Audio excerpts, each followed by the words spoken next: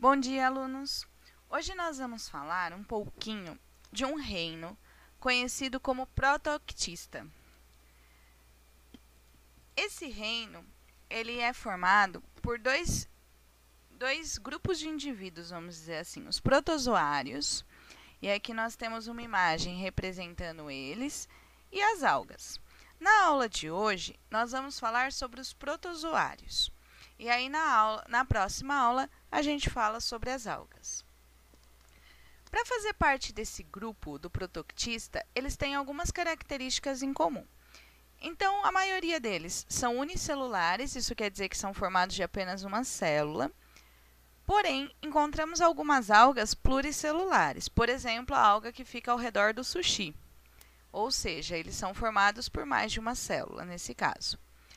As células não trabalham conjuntamente para formar um tecido, ou seja, elas não trabalham todas juntas para a mesma função. E são células eucariontes. Lembrando que eucariontes são aquelas que têm um envoltório nuclear ao redor do material genético e têm as organelas membranosas. Os protozoários, que é o tema da aula de hoje, eles são todos unicelulares. Isso também quer dizer que nós apenas vamos vê-los com a ajuda de microscópio. Eles são heterótrofos, ou seja, eles não produzem o próprio alimento, eles vão retirar o alimento do meio.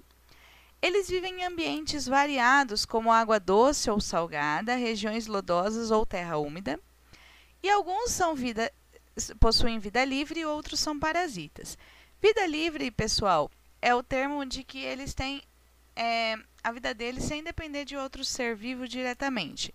O parasita não, ele vai invadir um ser que está vivo e vai utilizar nutrientes e a própria estrutura desse ser para sobreviver. Isso quer dizer também que os parasitas vão nos causar doenças. Alguns são mutualistas. Isso quer dizer que eles estabelecem relação com outro ser vivo e que, se eu separar esses dois seres vivos, os dois morrem. Que é o caso do Trichoninfa calaris, que eles vivem dentro do intestino dos cupins. O cupim ele se alimenta de coisas vegetais que possuem a celulose, mas ele não consegue digerir. E esse protozoário produz a substância, a enzima necessária para que essa celulose seja digerida. Em troca, ele obtém energia, abrigo, e o cupim obtém os nutrientes resultantes dessa digestão. Então, é bom e essencial para os dois.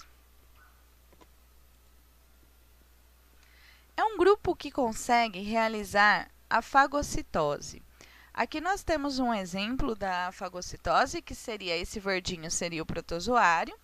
Aqui uma partícula, que pode ser uma partícula de alimento, e que ele deseja englobar. Então, ele vai modificar a estrutura aqui do citoplasma para uma estrutura chamada pseudopus.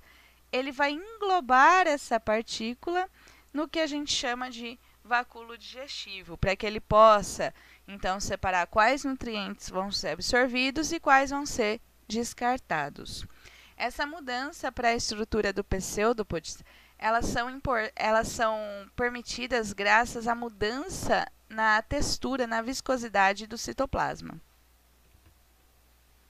Aqui nós temos uma célula, que seria um protozoário, aqui destacando então algumas estruturas muito importantes. O citóstoma, que é a estrutura onde vai ter a absorção das partículas alimentares. O citopígio, que é a estrutura onde vai... não é estrutura, na verdade, né, gente? É esse desenvolvimento aqui que vai liberar os resíduos, aquilo que vai ser descartado da célula do protozoário. Ela tem dois núcleos.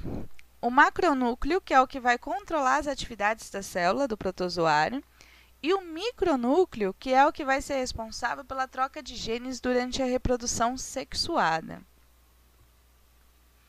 Ela tem no citoplasma, né, alguns têm, o ectoplasma, que é mais externo, e ele é mais gelatinoso, e o endoplasma, que é interno e mais fluido. E essa mudança de viscosidade é aquela que eu falei para vocês. é o que permite a emissão dos pseudópodes e também permite essa emissão das estruturas do pseudópodes que vai ser utilizada também na locomoção. Então, ele vai usar como se fossem os pezinhos dele. As trocas respiratórias não têm nenhuma estrutura especializada nisso, ela ocorre por difusão, ou seja, o ar oxigênio que está em maior concentração fora atravessa a membrana e o gás carbônico que está em maior concentração dentro, por exemplo, atravessa para fora.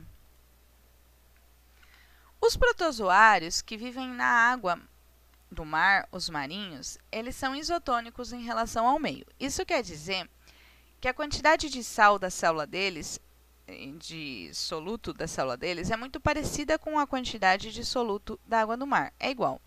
Então, a quantidade de água que entra e sai na célula é equivalente, a célula permanece do tamanho dela. Os protozoários que vivem na água doce, eles já são hipertônicos em relação ao meio, ou seja, eles têm uma concentração de soluto muito maior do que a concentração disso na água doce. E aí, é como se a água doce quisesse dissolver esse soluto. E aí ela vai entrar na célula. Como é uma célula apenas e ela for ganhando água, imagina como se fosse uma bexiga que vai enchendo. Se isso fosse acontecendo constantemente, ela poderia estourar e o protozoário morreria. Então, esses que vivem na água doce, eles têm essa estrutura, que é o vacúolo contrátil, que é uma estrutura que vai jogar para fora o excesso de água.